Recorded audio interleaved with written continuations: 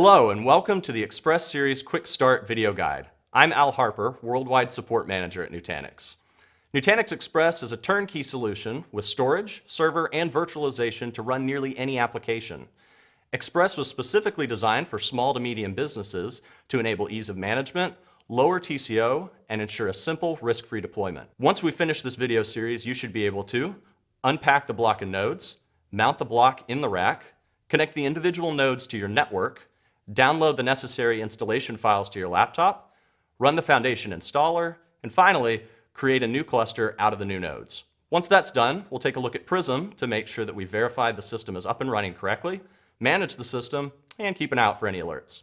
So before we get started, let's go ahead and talk about what comes in the box and what you're going to need to provide. So in the box, we have the actual block itself that has the nodes already installed in it. You'll have 3 or 4 nodes depending on the configuration that you've ordered. We have the bezel already installed here on the front, and then 2 rails so that we can mount the system into your rack. We also have 2 power cables that you'll need to hook it up to power it. In addition to those items, what you're going to need to provide are network cables, a switch, and a laptop that has network access. For the cables, you'll need enough that you can hook each individual node up to the switch, and one so that you can hook your laptop up to the switch. We do require that all the laptop and the nodes are in the same broadcast domain. So the easiest and best way to do this is just to use an unmanaged switch, and that's what we recommend that you use. If you're using the native Nutanix hypervisor, AHV, please note that it already comes installed on the block, so only configuration is necessary, no installation. But if you're going to be using another hypervisor, you'll want to keep that in mind. All right, so now let's gather everything together, head to your equipment or server room, and get it all installed. We do recommend that you bring a helper because this stuff is pretty heavy. Before getting started, you'll want to make sure that you have a 4-post rack like the one that we have here. You also want to make sure that it has access to adequate power, cooling, and structural support.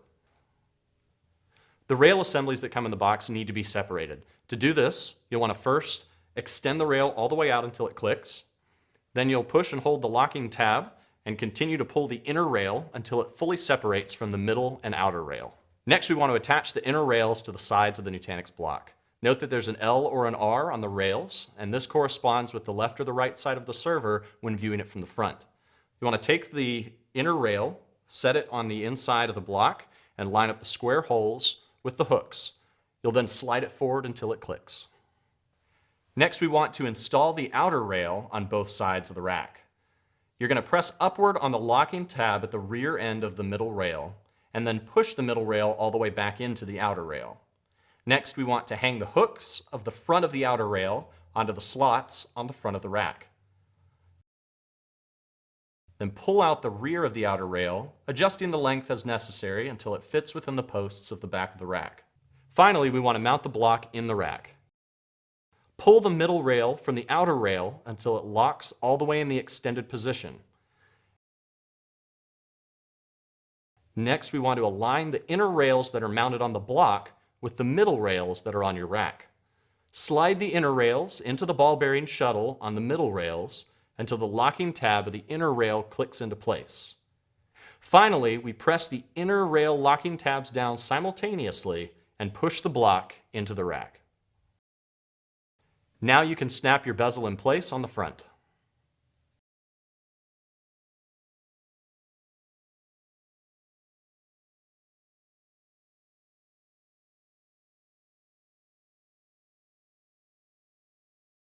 Now that we've completed installing your block in your rack, we can connect and power up the nodes. Let's start by gathering the network cables. For a detailed diagram of all the ports on the back of your nodes, please refer to the documentation that came with your block. Now we want to connect each node to the switch. We'll do this by plugging in the topmost data-only 1 gigabit Ethernet port and connecting it up to the switch. And by the way, we recommend using Cat6 cables if you can. Next, we want to plug our laptop into the switch as well. Finally, we'll take the power cords, plug in your block, and hit the power button on the front of each of the nodes. You'll want to verify that they're powered on by the LED lights on the front of each node. That completes the hardware section of installing your Nutanix Xpress Series block. Now it's time to move on to installing and configuring the software.